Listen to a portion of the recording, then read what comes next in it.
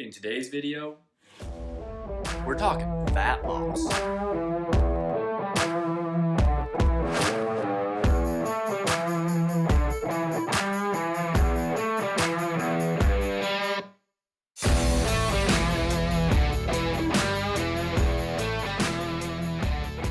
Alright guys, my name is Tyler, also known as the Fit Chemist. If you don't know who I am, I will link a video somewhere up here, but go back, watch that, learn all about me. I'm here with Baymax today, so I just want to first point out, I do not own Baymax. Baymax is a Disney character, so Disney, please don't flag me for any copyright laws. But I was thinking, not all of us are as fortunate as Baymax. When we want to slim down, we just let out a little bit of air. We actually have to know about fat loss and go through the process of doing it, which a lot of people don't necessarily know how to do it correctly, how to do it sustainably. So what I wanted to do to start this channel was a How to Diet series. So this is going to be part 1 of the series. And basically, we're going to take it all the way back to the beginning. Today I'm going to break down some components of your metabolism, talk about what fat loss is, give you the one secret to fat loss, so the only way that you can lose fat.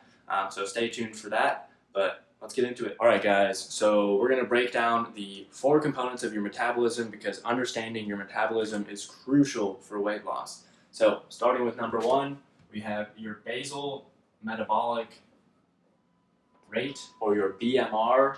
So this is essentially the amount of calories that you need every day just to sustain life, right? Like your heart's functioning, your lungs functioning, basically to just keep you going. And this makes up about 60% of the calories that you expend every single day. The next one is non-exercise activity thermogenesis. So I'll put a little star next to this one because this one is the most variable as you are dieting.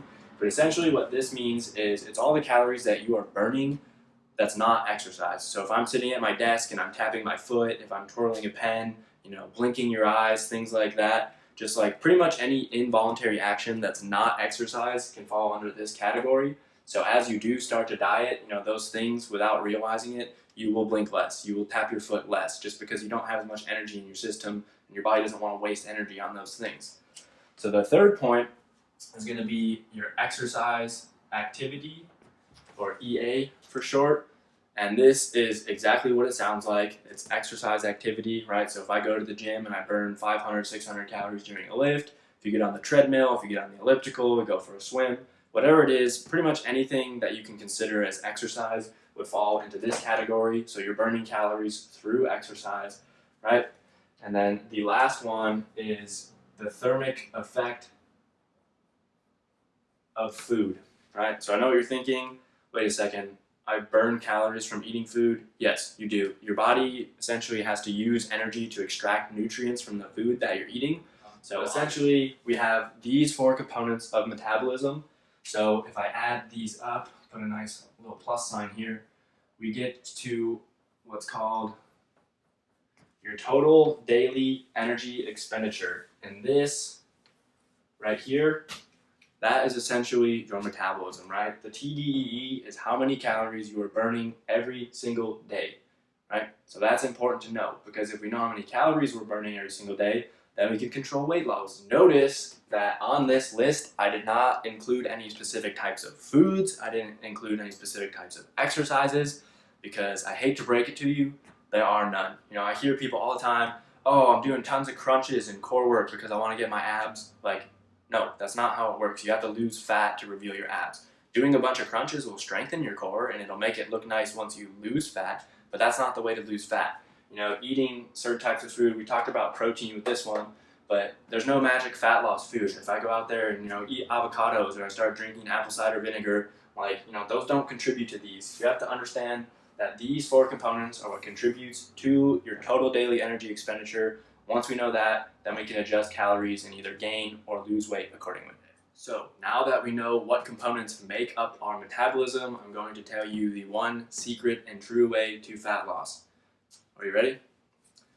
Calorie deficit. I'll say that again. Calorie deficit. That's the only way to lose fat, right? You have to eat less calories than your body is burning. So I have a simple analogy that I'll put on the board here in a second. But again, I really just want to point out that There's special diets out there like intermittent fasting where you have a specific eating window, so maybe you only eat 8 hours a day. Something like keto where you're cutting out carbs and you're only eating fats and protein. Pretty much any diet that's out there right now, the reason it works is because it's a way of creating a calorie deficit. Intermittent fasting is not superior for fat loss in the literature. Same thing with keto. When calories and protein are controlled, everything, all the fat loss is the same. The rates are the same. You retain the same amount of muscle mass when you're doing that. Again, you have to make sure protein is controlled.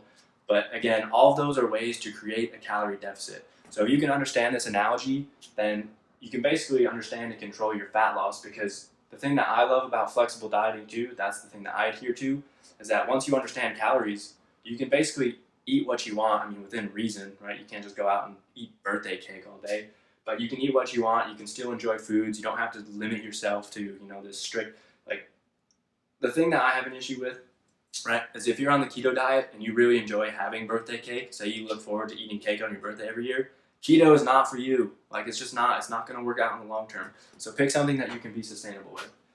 So anyways, back to the analogy.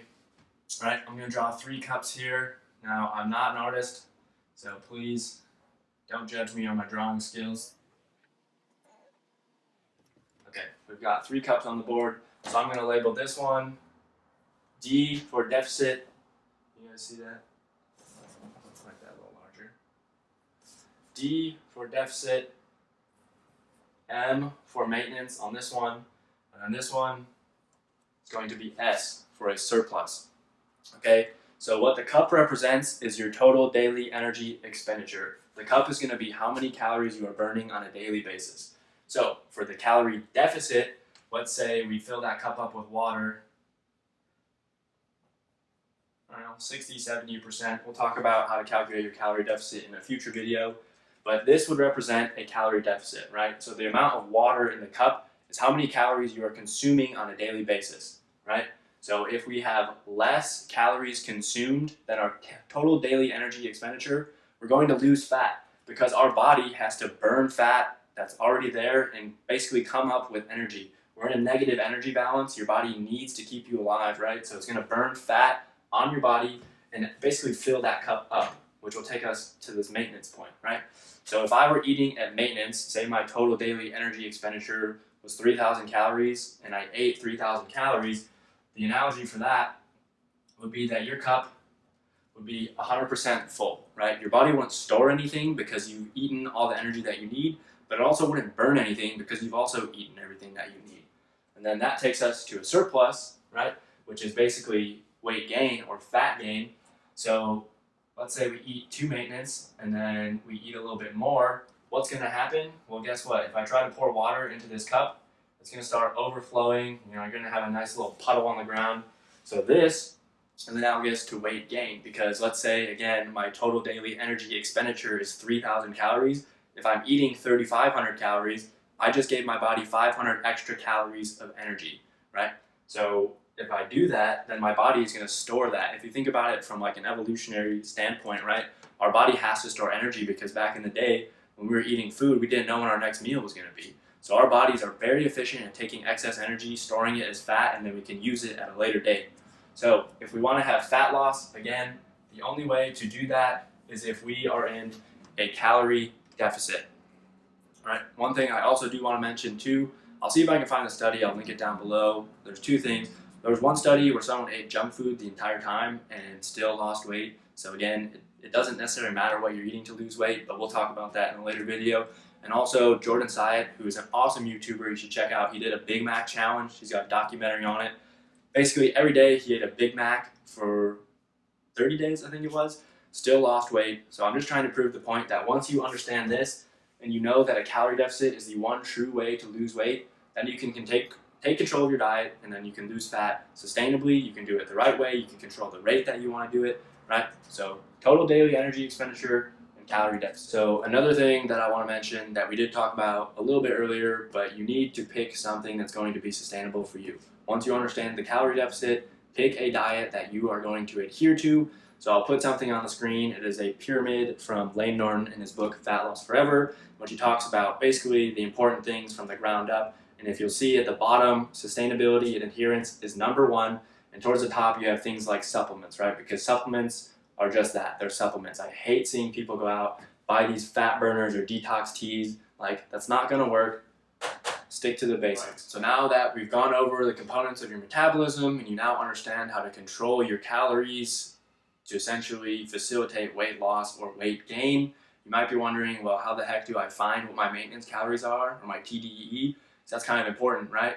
Well, don't worry, that's the next video. Alright guys, that's all I have for today's video. I hope you enjoyed it. If you did, please do subscribe, turn the notification bells on, give it a thumbs up, comment down below. All of those things help me out because it tells YouTube that I am creating content worth watching. So please, it would mean the world to me if you did that. And if you did, or if you didn't, I'll see you in the next video.